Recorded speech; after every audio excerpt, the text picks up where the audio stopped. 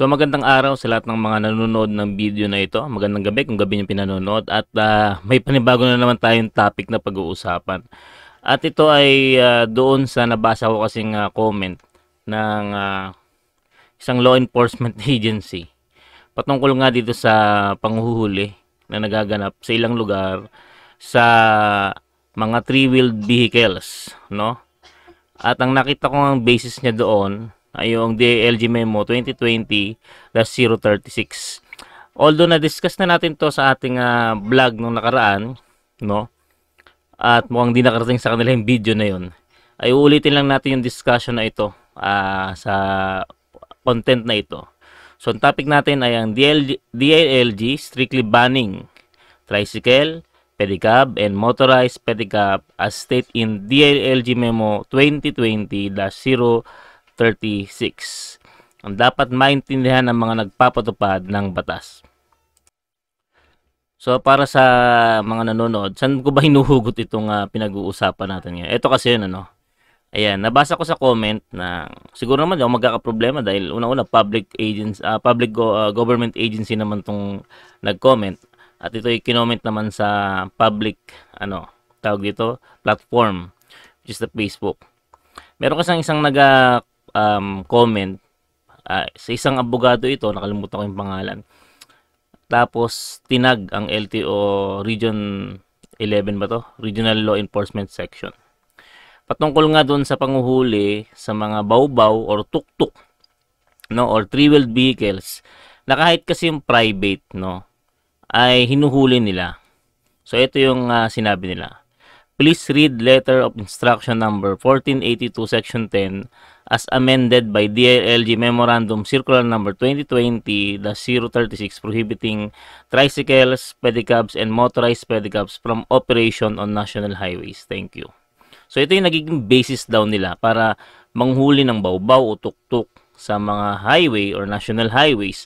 Kasi nga yun daw yung laman ng hindi ko pa nababasa tong letter instruction number 148 section 10.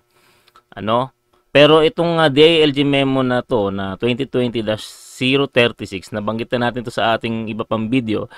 Sige lang, uulitin lang natin at mas i-comprehend lang natin yung explanation para lang maintindihan. Hindi lang ng mga gumagamit ng mga bawbaw o tuk-tuk o bukyo, kundi pati na rin siguro ang ating mga ilan sa mga nagpapatupad ng batas.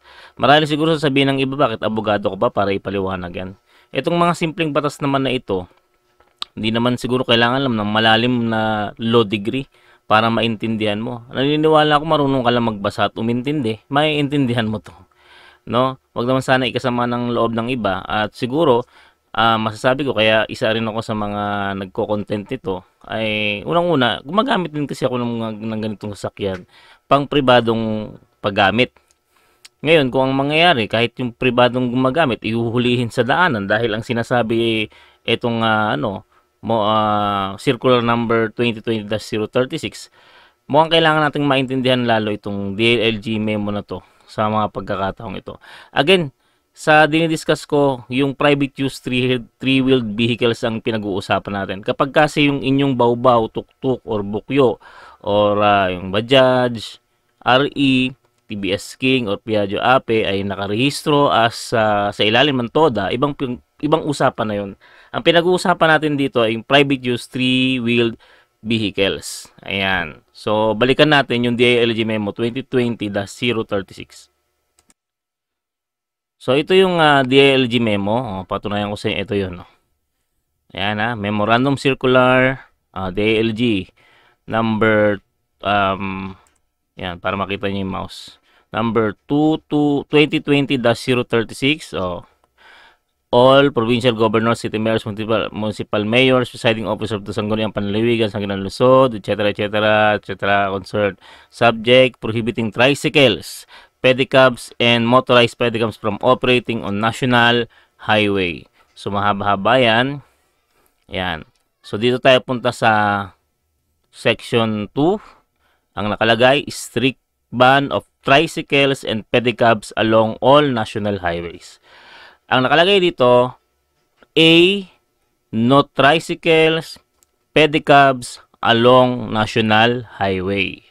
To better ensure safety, no tricycle or pedicab should operate on national highways utilized by four-wheel vehicles greater than 4 tons and where normal speed exceeds 40 kilometers per hour. Ang malinaw na nakasulat dito sa memorandum ng DILG 2020-036, ang ipinagbabawal tricycle at pedicab.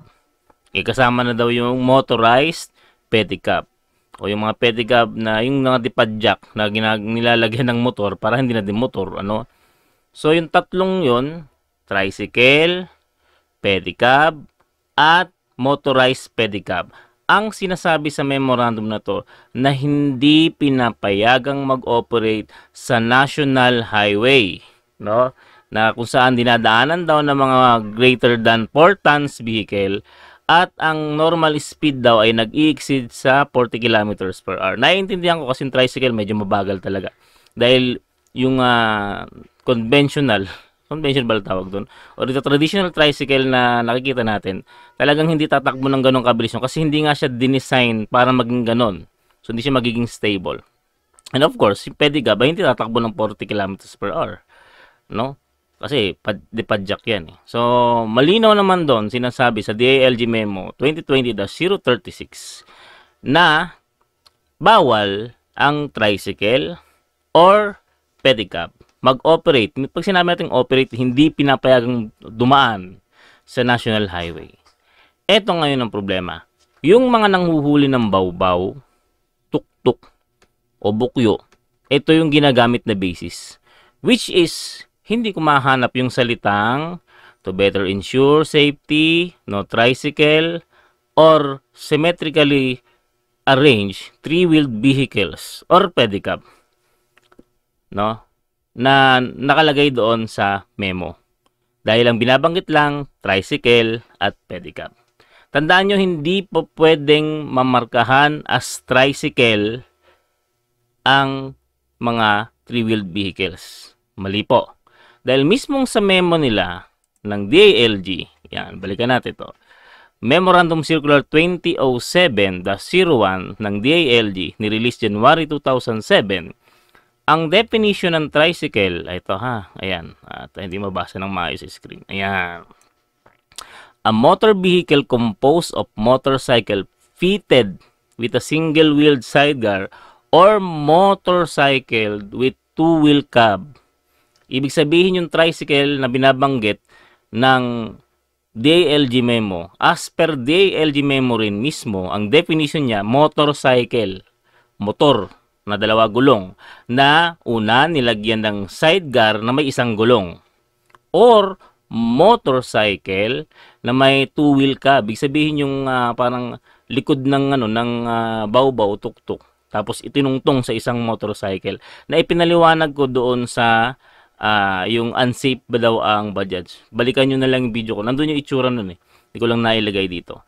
So, technically speaking, hindi pwedeng tricycle ang sinasabi ng DILG at makasama doon ang mga three-wheeled vehicles.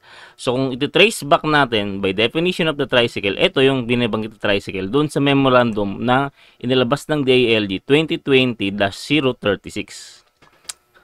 Yung mga marunong dito sa termino, no? I-correct nyo ako kung mali ako. Pero sa naiintindihan ko na dinidefine ng DILG na klase ng tricycle, yun, motorcycle na nilagyan ng sidecar or motorcycle na nilagyan ng cab na may dalawang gulong, no? Hindi designed talaga na three wheels, no? So, yun. Ngayon, kung ito ang gagamiting basis ng ating mga law enforcement para humuli ng pukyo, bawbaw, ano pa ba tawag yun, tuk-tuk, no, three-wheeled vehicles, by technicalities, magkakamali kayo. Kasi hindi naman siya tricycle eh. No, hindi naman siya pedicab lalo. No, not unless naka-indicate dito sa memorandum ng DILG na kasama ang class category L5, no, na kinakategorize na ngayon ng LTO. Balikan natin yung memorandum 2020-2227. Ito kasi yun. Para mas maintindihan natin Yung category kasi ng ating mga bawbaw, tuktok, bukyo, no, ay under ng L5, which is ang nakalagay ay symmetrically arranged three-wheeled vehicles. Ayan, ayan yun. Hinighlight ko na. Category L5 is symmetrically arranged three-wheeled vehicles. So, ibang category ito sa tricycle. Kasi kung mapapansin ninyo, sa tricycle, ang kanyang rehistro, ang kanyang denomination, ang nakalagay motorcycle with sidecar. However, sa category L5, symmetrically arranged three-wheeled vehicles, ang nakalagay po doon ay non-conventional vehicle.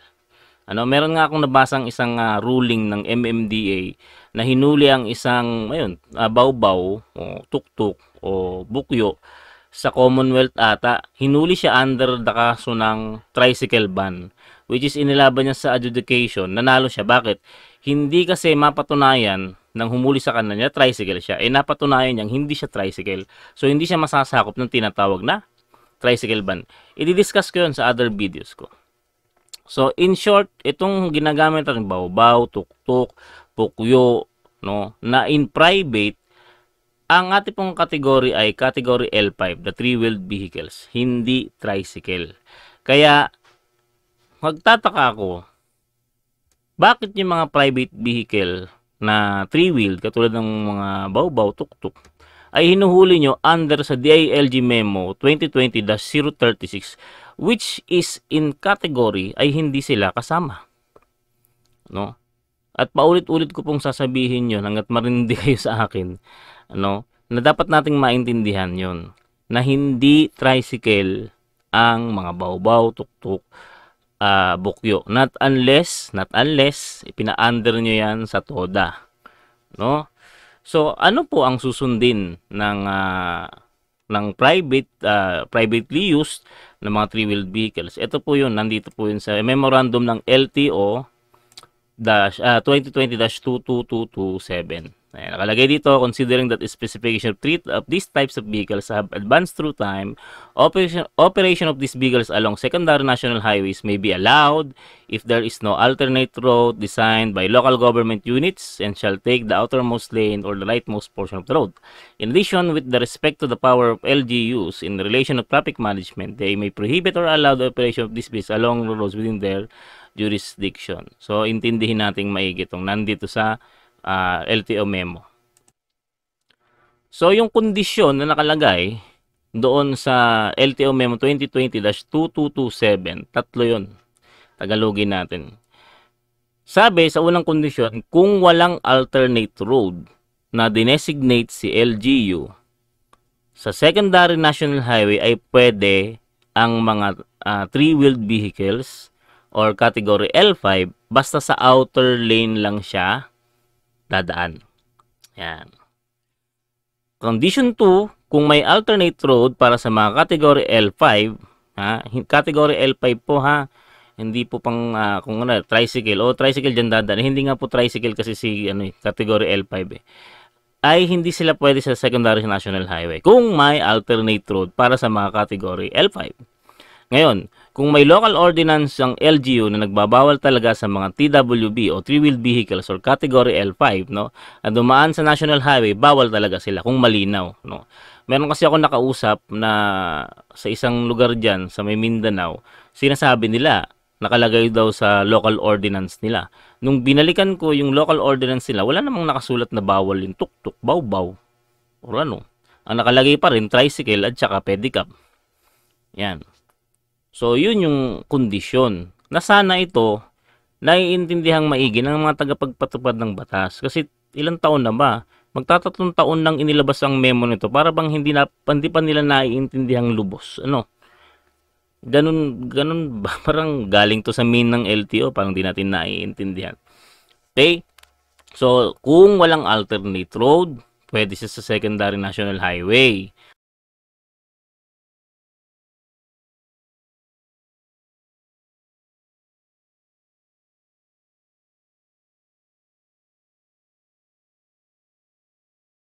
Sa mga TWB sa dumaan, bawal talaga. Ayan. So sana yun, naiintindihan. Ang hirap naman kasi. Ako kung ako lang ang tatanungin, ito yung payo ko sa LTO. Ano. Wag naman sanang ma-open ng LTO. Baka sabihin kasi ng mga iba, lalo na mga taga-LTO na hindi ka naman expert sa mga sasakyan, no? Well, siguro naman, hindi naman sa pagmamayabang. I have my master's degree in education management. Tapos naman ako ng bachelor's degree. At kung may awan lang, diretso pa ako ng PhD. Siguro naman yung bagay na yun ay magpapaintindi sa akin ng mga maliliit na bagay ng pagpapatupad ng mga batas. Siguro kailangan masyadong malalim ka bilang abogado. No? Although frustrated na abogado ako, no? So ito ang message ko para sa LTO, para lang sa akin, ano. Hindi, alam niyo, hindi natin inaaway ang LTO, pero tinutulungan natin sila when it comes to the education of the law na sila rin mismong gumagawa. Siguro ang pinakamaganda, una, gawa na ng mas malinaw na polisiya ang paggamit ng three-wheeled vehicles na ginagamit lamang as private vehicle. Kasi yung napaka-gray nung ruling ng Memo 2020-2227 kung for hire ba or for private, lalo na itong tricycle, itong memo na ito, parang nahahawig pa sa tricycle. So, meaning to say, parang minamark pa rin as tricycle yung mga three-wheeled vehicles na ginagamit sa private. Tapos gawin na ito sa mas madaling panahon dahil marami na napeperwisyo. Yung mga nahuhuli sa daanan, hindi naman babarya kasi yung pinipenalty, no? Kung syempre kung itong mga to walang alam sa kung paano sa adjudication, so hindi na magrereklamo, magbabayad na lang ng penalty. Malay mo kung yun lang yung pera nila. Sa maghapon nilang kinita, yun lang yung dala-dala ng pera. Di napirwisyo pa silang matindi. Ang masakit nun, napirwisyo sila sa isang batas na kahit yung nagpapatupad, di rin naiintindihan. 'Di ba?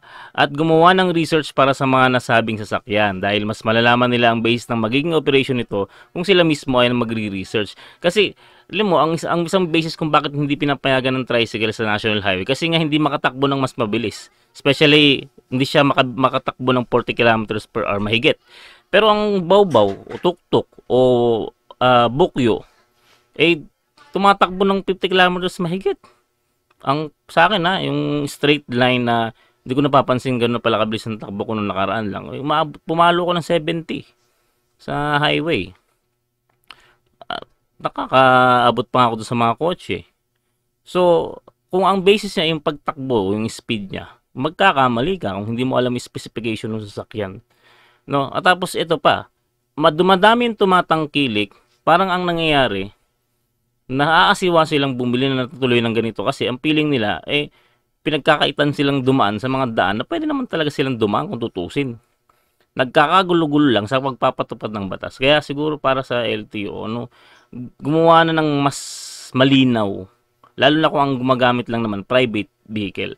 Naiintindihan ko yung parts na ginagamit sa biyahe. Siyempre, talagang mas mahigpit doon dahil public utility vehicles yun. Pero kapag ginagamit sa private vehicle, inaprubahan naman ng LTO at ng gobyernong maibenta yung ganyan sasakyan dito sa Pilipinas, nirerehistro naman, under sa tamang rehistro, bakit parang ang gulo-gulo? Siguro hanggang maaga, magawa na ng paraan ng LTO. Yun lang naman Hindi natin inaaway ang LTO, kaibigan natin yan. Pero may mga bagay lang siguro kailangan ipaalala para mas luminaw. Dahil ang hindi malinaw na pagpapatupad ng batas ay nakakaperwisyo sa mga mamamayan at hindi yun kasang-ayon ng konstitusyon ng ating bansa.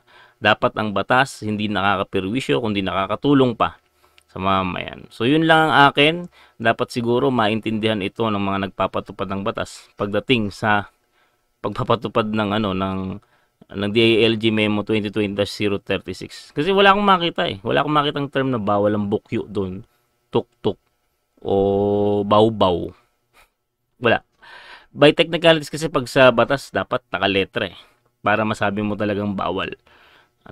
So kung nagkakamali ako, pwede naman akong i-correct dyan sa comment section. At sa mga hindi pa nakasubscribe dyan, alam nyo na ang gagawin. At sa mga nakasubscribe dyan, tulungan nyo kung yung mga pinag-aaral natin ganitong klase ng mga pag-aaral sa videos natin ay makarating sa iba. At kung maaari nga, mapakinggan pa ng ating mga pinapatungkulang mga ahensya Para alam niyo 'yun, maaaring maging open sila sa atin, makipag-dialogo sila sa atin or magsalita sila at sabihin nila yung side nila, mas maigi, 'no, mas maigi. Malay niyo naman mag-pave way 'yun para masagot na ang lahat ng problemang ito nangyayari sa ating owner ng three-wheeled vehicles. Salamat, Kuya Dens, signing off.